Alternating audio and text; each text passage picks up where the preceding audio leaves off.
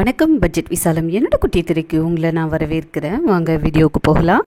அதான் நம்ம சேனலை ஃபஸ்ட் டைம் பார்க்குறவங்களா இருந்தீங்கன்னா வீடியோக்கு கீழே இருக்க ரெட் கலர் சப்ஸ்கிரைப் பட்டனை கிளிக் பண்ணிக்கோங்க. அப்படி பக்கத்தில் இருக்க பெல் ஐக்கானையும் கிளிக் பண்ணிக்கோங்க. என்னோடய வீடியோஸ் உங்களுக்கு அப்போ தான் ரெகுலராக கிடைக்கும்.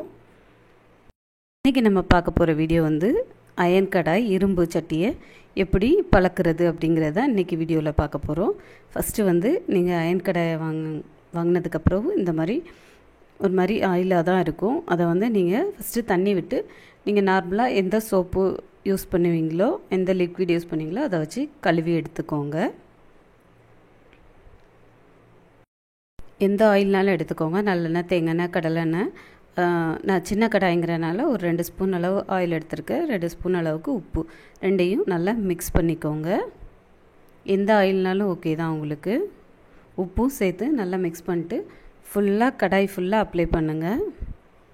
ஃப்ரண்ட்லேயும் அப்ளை பண்ணுங்கள், பேக்லேயும் அப்ளை பண்ணுங்கள். ஏன்னா அந்த கடாயில் இருக்கிற அந்த பிசுபிசுப்பு உங்களுக்கு ஒரு மாதிரி இருக்கும். ரொம்ப பிசுபிசுன்னு கருப்பாக இருக்கும். ஏன்னா கடையில் சீக்கிரம் துருப்பிடிக்கக்கூடாதுங்கிறதுக்காக நல்லா எண்ணெய் தடவி வச்சுருப்பாங்க. அதுக்கப்புறம் அதனால் அது உங்களுக்கு ரொம்ப கருப்பாகி போய் இருக்கும். இது மேனுவலாக செய்கிற கடாய், மிஷின் கட்டிங் கிடையாது, மேனுவல் கட்டிங் தான்.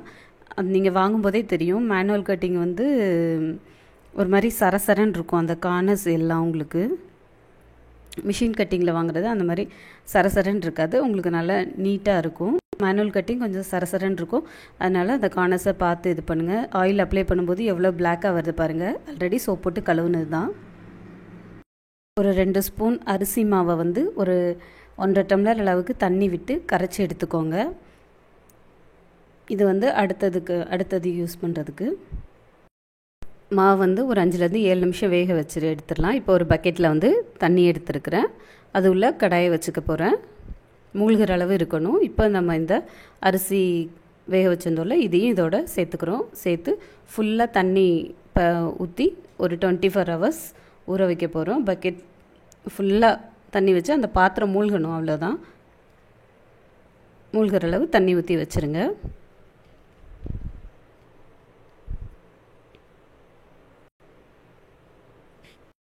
பக்கெட்டுக்குள்ளே 24 ஹவர்ஸ் ஊற வச்சுருந்தது. அந்த எண்ணெய் ஃபுல்லாக கலண்டு அந்த கலரே அப்படி சேஞ்ச் ஆகி போயிருக்கு பாருங்கள். இது அந்த அரிசி மாவு ப்ளஸ் தண்ணி எக்ஸ்ட்ராவும் ஆட் பண்ணி அது மூழ்கிற அளவு வச்சுருந்தது. ஒரு நாள் நீங்கள் நைட் டைம் வச்சாலும் சரி, இல்லை டே டைம் வச்சாலும் சரி, ஒரு 24 ஹவர்ஸ் இந்த மாதிரி ஊற வச்சு வச்சிங்கன்னா தான் உங்களுக்கு அதில் இருக்க அந்த பிசுக்கு ஃபுல்லாக எடுத்துகிட்டு உங்களுக்கு வெளியில் வரும்.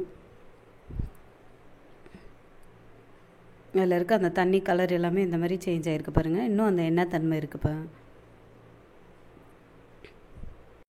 நல்லா 24 ஹவர்ஸ் ஊற வச்சதுக்கப்புறம் எவ்வளோ டார்க் பிளாக்காக இருக்குது பாருங்கள். இதையும் நம்ம இன்னும் சோப் போட்டு கழுவி எடுத்துடலாம். நல்லா சோப் போட்டு கழுவுனதுக்கப்புறம் அந்த பிளாக்காக இருந்தது ஃபுல்லாக போயிடுச்சு. ஏன்னா நல்லா 24 ஹவர்ஸ் ஊறி இருந்தது. இப்போ இதை நம்ம இன்னும் பழக்கலாம்.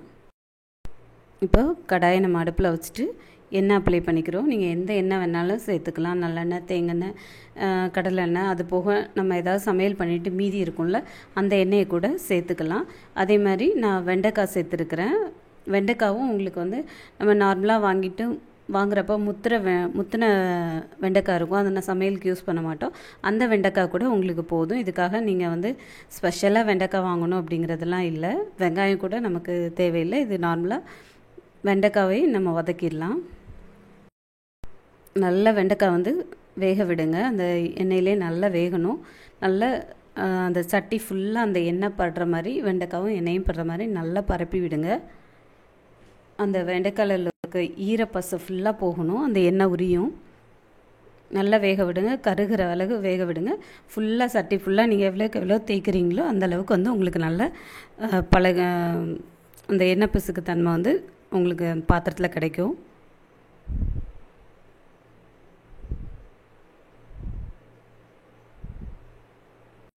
நல்லா எல்லா பக்கமும் எண்ணெய் படுற மாதிரி நல்லா வதக்கி எடுத்துக்கோங்க.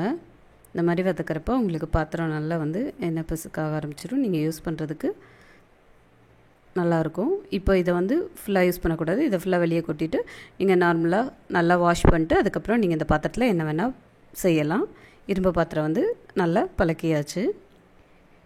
இவ்வளோ தான் இதுக்கான ப்ரொசீஜர். தேங்க்யூ ஃபார் வாட்சிங். இந்த வீடியோ பிடிச்சிருந்ததுன்னா லைக் பண்ணுங்கள், ஷேர் பண்ணுங்கள், கமெண்ட் பண்ணுங்கள்.